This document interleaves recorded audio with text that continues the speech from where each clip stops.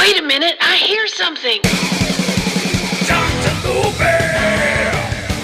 Dr. Movie! Blueberry News! Dr. Movie! Dr. Movie! Yeah!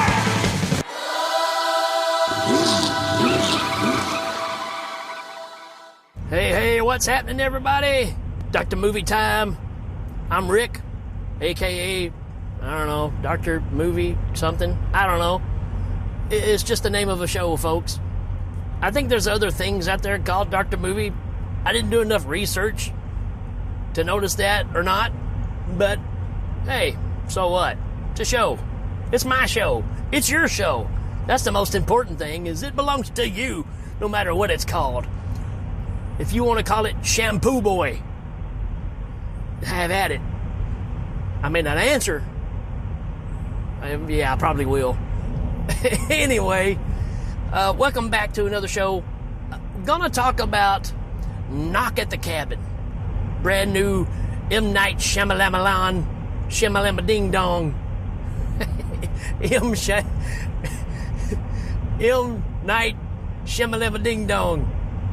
Night M. Shyamalama. I don't know. It's late, folks, and I'm losing my mind here. I've been losing my mind. Whoa. M. Night Shyamalan Ding Dong. His new movie. And it's labeled again. Is it just me, or are we just throwing everything under the horror category now? Because this is considered a horror / mystery. I don't really know that it's either one. I don't think it's really a mystery. Is this because of movies he's made in the past that you just think that's kind of what he's going to do? I don't know. I really don't know. I don't really consider this a horror movie. It's got some brutality in it. But I don't know. I don't know that I see this being a horror flick. It's more of a suspense flick. Almost like a Straw Dogs kind of thing. It's not, to me, and this is my opinion, not as suspenseful as The Strangers or anything like that, right? But anyways, horror mystery. I'm not going to worry about going through the cast because, it's people. There's people in the cast. Let's see if we can find a synopsis. This is a pretty good one. It's kind of long, but let's see. While vacationing at a remote cabin in the woods, a young girl and her parents are taken hostage by 4 armed strangers who demand that they make an unthinkable choice to avert the apocalypse. Confused, scared, and with limited access to the outside world, the family must decide what they believe before it's all lost. Or before all is lost. Yeah, that's pretty good. That's pretty straightforward. That's what this movie is. There's some interesting plot choices here. And when I say interesting, not because of the family situation. If you know, it's a couple of a male couple, gay couple, and they've got a daughter that they raise together. And when I say interesting, not the fact that it's a gay couple, that's not what I'm getting at. But using that as a springboard for some of the tension that happens later on is a pretty interesting choice. I know this is based off of a book M. Night did not write. I think somebody else wrote the book. I may be wrong on that, but from what I saw, he didn't write the story. I'm sure he did his little twist to things here and there. But what an interesting choice because of the factor of one of these 4 people that show up that's demanding them to do whatever that needs to happen here is somebody that approached them in a bar. I want to say Oregon, somewhere like that, somewhere far away from where we are, and had a confrontation with them, right?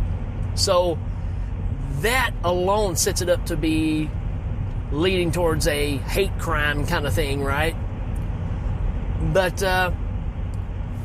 what the story is, they're out here, they're enjoying their time alone as a family, and out of nowhere, here comes Barista, right? And he's making friends with the little girl that's, the little girl that's raised in the family, been adopted. And she's out catching grasshoppers.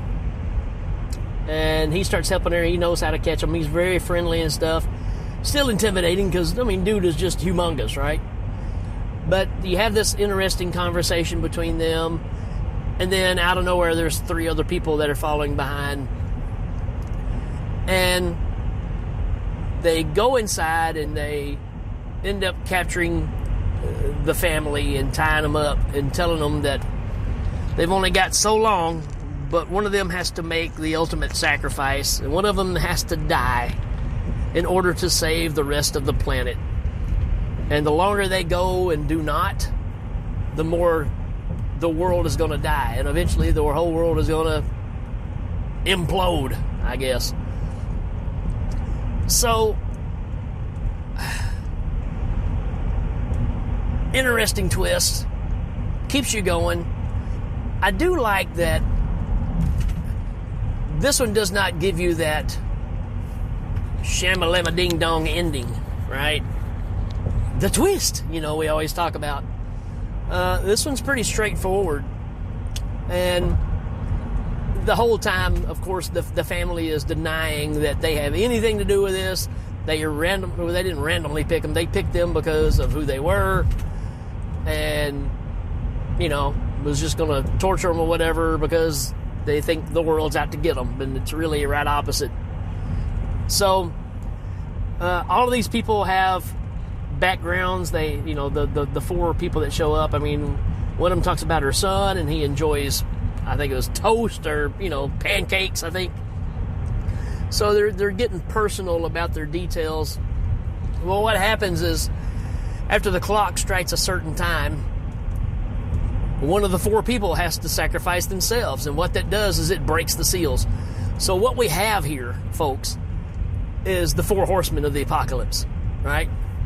But what's different about this, they're not sent from beyond or, whatever you believe that story is. They have a vision that comes to them or a dream. And they are 100% sold. And I'm pretty sure this is where M. Night kind of decided this is up my alley, right? Because he loves the whole idea of faithfully believing in something even though nobody else does, and following through with that, whatever the consequence. So that's really the setup for this. And you get, like I said, at a certain time, the guy that they had the confrontation with in the bar years ago or a year ago, whatever it was, gets down in front of them and he tells them, "I'm so scared right now." And he puts a sock cloth over his head. It's just a white, breathable material. And the other ones just start whacking him with these weapons that they built, which were, again, gave to them in a vision of what they need to build for all of this to happen. So when this guy ends up dying, they turn on the TV to show this family that, look, here's what's happening. And you've got tsunamis that are coming in, random, earthquakes that are causing tsunamis in places that normally don't have tsunamis, right? And this footage of people being wiped out by this humongous wave coming through. And, and they're like, total coincidence, right? There's no way that this has anything to do with any of this. Well, time goes on, you get more confrontation, you get, "I don't believe you, we're not going to go for this." The little girl tries to run away, they get her back, and then it's time again for another sacrifice, right? And this one ends up creating all the planes in the world just start dive bombing and exploding instantly. No rhyme, no reason. And then you get the third one, which is, pestilence and sickness. So again, very, very biblical with what's happening here. And, again, they don't believe, but one of them is starting to understand and wants to be the one that is sacrificed. and of course the other one refuses to do it. So that's your setup for the rest of the movie. I'm not going to give any more away because there's a lot more to it. Just kind of breezing through it. But this is a good, solid flick. Probably a little better than I expected, right? I kind of expected, and I almost expected, referring to the movies I talked about earlier, almost a Straw Dogs, Last House on the Left kind of. I know I'm going to go there with M. Night, but the chances of it getting, to a pressure point is very, very doable. And there's still those here, but the fact of these people, as the clock rolls on, have to sacrifice themselves because it sets up Armageddon, right? The apocalypse.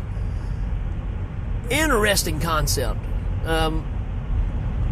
This is a good one, and again, I just don't see where it's a horror flick. I guess because it's really hard to give this one a genre that it really belongs to. But overall, this is a very satisfying flick, and it's that thing again where I kind of feel like I've seen this before because you had The Strangers and all that stuff, right? Except what's different is you do have a purpose here.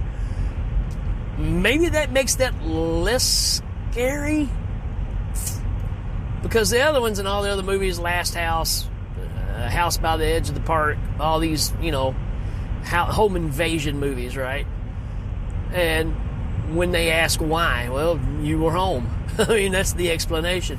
Whereas here, this is a specific spot, a specific time, a specific task has to happen, and everything leads to that point, right? So, and you do get flashbacks of the couple, the married couple, that kind of sets things in motion for,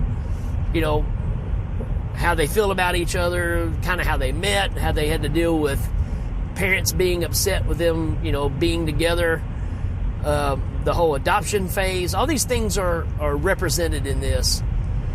And, it's to set up more backstory and to give you a little more buying power, right? You get a little more invested in these characters having this information instead of it just being a gay couple and a little girl captured in a cabin. So going back and tying this stuff in, I think really pays off. A lot of times I'm not a fan of that, but this one does pay off. So I'm going to give this a 4 out of 5, which has kind of been my jam here lately. And I recommend this one. I think this is a good flick. Don't expect to be scared out of your seat. Don't expect the crazy shamalama ding dong ending where you go, wait a minute, I didn't see that coming at all. But just a good, solid flick and some great storytelling. So take that for what it is.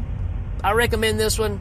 It's a good flick, and hope you check it out. Let me know what you think about it, and we will, as always, check you later. Dr. Luby!